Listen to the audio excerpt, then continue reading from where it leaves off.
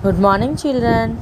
Today we will discuss about our last lesson, that is ethics and safety measures in computing children. Ethics. Ethics is a set of moral principles that governs the behavior of a group or an individual. Similarly, computing ethics is a set of procedures, more principles, and ethical practices that regulates the uses of a computer. Okay, children. It focuses on ethical implementation and use of computing resources and includes new issues that are raised by new technologies. Okay, children. This is it basically aims at encouraging IT users to be responsible in order to utilize the technology tools judicially, respect views of others, and acknowledge the rights and properties of people on the internet. Some common ethical guidelines which should be followed while using a computer are given here, children. What are those? When we are using the computer, we must follow these ethical guidelines. Some moral principles, some rules. What are those? Do not use computer technology to cause discretion of interference in other users' work. We should not disturb the others' work. Do not spy on another person's computer data. Do not use computer technology to steal information. Do not contribute to the spread of wrong information using computer technology. Avoid buying pirated software. Pay for your software unless it is free. Do not use someone else's computer resources without an authorization. It is wrong to claim ownership on your work which is output of someone else's intellect. Before developing a software, you think about the social impact it can have. Be respectful and courteous with the fellow members while communicating on the internet. When we are using the computer, we must follow all these guidelines, children. In our lesson, we have unethical practices, children. Unethical practices. In this one, there are different types of unethical practices are there. What are those? Plagiarism, cyberbullying, like that. Okay, plagiarism. Plagiarism is a usage or imitation of the language and thoughts of the another person projected as one's own original work. It is considered as a crime or fraudulent account. Okay, though we should not steal or imitate the other's thoughts. Okay, that is called the plagiarism. See, to steal and pass off as one's own, we should not steal the other words, another one ideas. To use or without crediting the source, to commit literacy theft, to prevent as new and original an idea on product derived from an existing source.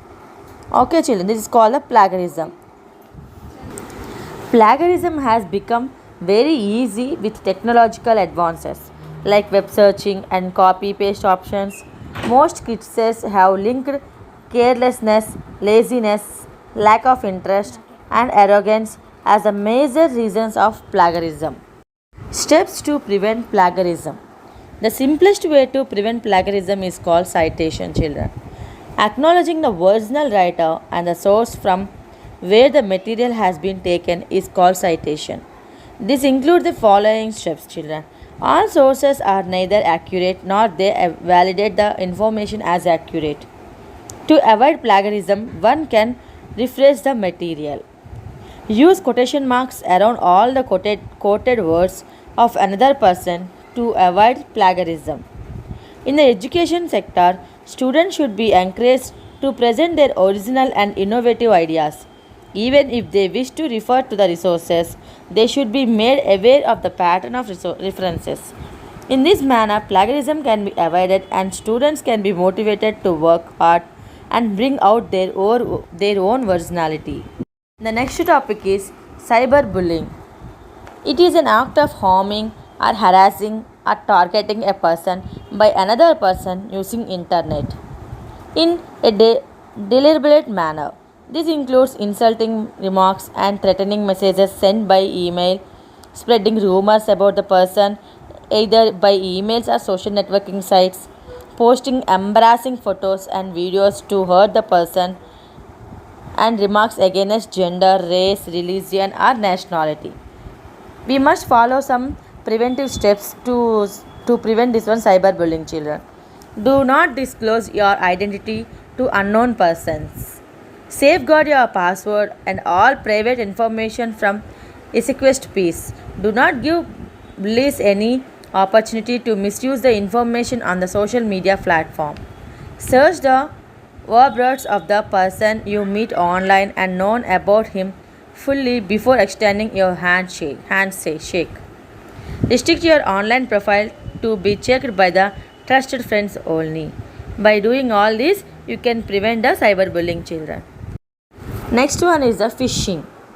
It is an act of sending an email to a user, misleading him to believe that it is a form of trusted person or organization. The user is asked to visit a website in which he is supposed to update or validate his personal details such as username, password, credit card details, etc. In this way, operators of the fake website steal your identity and commit crimes in your name. We must follow some preventive steps. Identify suspected phishing emails that come from unorganized senders. Guard against scam. Do not click on links, downloaded files, or open attachments in emails from unknown senders. Beware of links in emails that ask for the personal details.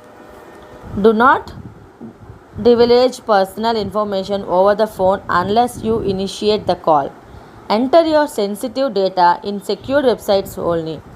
The URL of a secured website starts with https slash and your browser displays a green colored icon of the closed log. If it is an unsecured one, you will get the red colored icon, children. If it is a secured one, so you will get the green color icon. Check your online accounts and bank statements regularly to ensure no unauthorized transactions are made.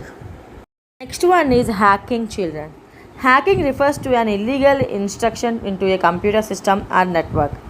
Hackers are highly technical people who secretly break into computers to steal important data or sometimes to destroy it. Hackers not only steal important data but also hack applications and websites to change the program logicals. Hackers usually tamper with the data and ethical purposes. There is an equivalent term to hacking, that is cracking. Crackers are technical people who are experts in breaking into systems to steal important data such as financial details or passwords, etc. Sometimes they use a keyloggers for this purpose. Crackers also cause harm to computers by destroying data.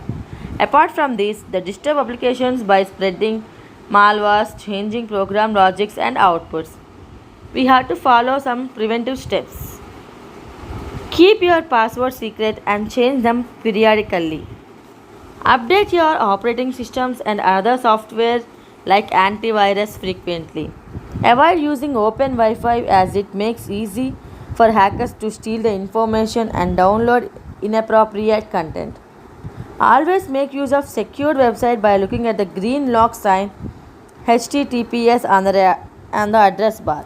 This ensures that sensitive data which is passed from your device is encrypted, making it difficult for the hackers to disappear the information. Never store the credit card information on a website. Next one is spamming. Spam are unwanted bulk emails that come from strange sources. Spam are generally sent in large numbers for commercial advertising. In spamming, millions of copies of the same message are sent to email users worldwide. Spam is a serious security concern as it can be used to deliver Trojan horses, viruses, worms, spyware, and organized targeted phishing attacks. To prevent this spamming, we must follow the rules. Install spam filtering or blocking software. If you suspect that an email is spam, do not respond, just delete it. Consider disabling the email client's preview pane and reading emails in plain text. Reject all instant messages from persons who are not in your contact list. Do not click on the URL links with an instant messenger unless it is received from a known source. Keep the software and security patches up to date. And the next one is cybercrime. A cybercrime is an illegal activity done through internet. Example, identity theft, where somebody can steal your email ID, password and use it to send fake emails to people containing false information about the product or winning a lottery, etc. Then there are the credit card account thefts, internet frauds like ordering goods in your name, extracting the mobile phones, contacts, etc. Cyber crimes can be divided into three main categories: crime against an individual person, crime against property, crime against an organization or society. Safety measures while using the computer and internet. Children, minors should always surf internet under the supervision of the parents. Parents should decide and suggest age appropriate websites to their children. To minimize the chances of the attack of hackers and crackers, one should use strong passwords. A strong password consists of at least 6 characters. More the characters, then stronger the password. That they are the combination of letters, numbers, and symbols, if allowed. When we are using the if you are keeping any password, means we must follow these rules, children. To avoid losing data, privacy was while transmitting the data from one side to another, encryption can be implemented. Encryption is the process of transforming data into an unreadable code. Okay, the result is an encrypted file which is transferred over the network at the receiving end, and it undergoes a process called decryption, which converts the encrypted information into readable form. Set up your computer for automatic software and operating system updates to make your system reboot. Make use of firewalls. What is firewall, children? Firewall is a security system that prevents an unauthorized people to access your system and network. It can be either hardware or software or a combination of both. It is implemented on the gateway of network and follows a specific set of rules defined by the user and the network administrator. Based on these rules, it controls the incoming and outgoing network traffic. Okay, children, this is our lesson, computer ethics and safety measures. Thank you, children.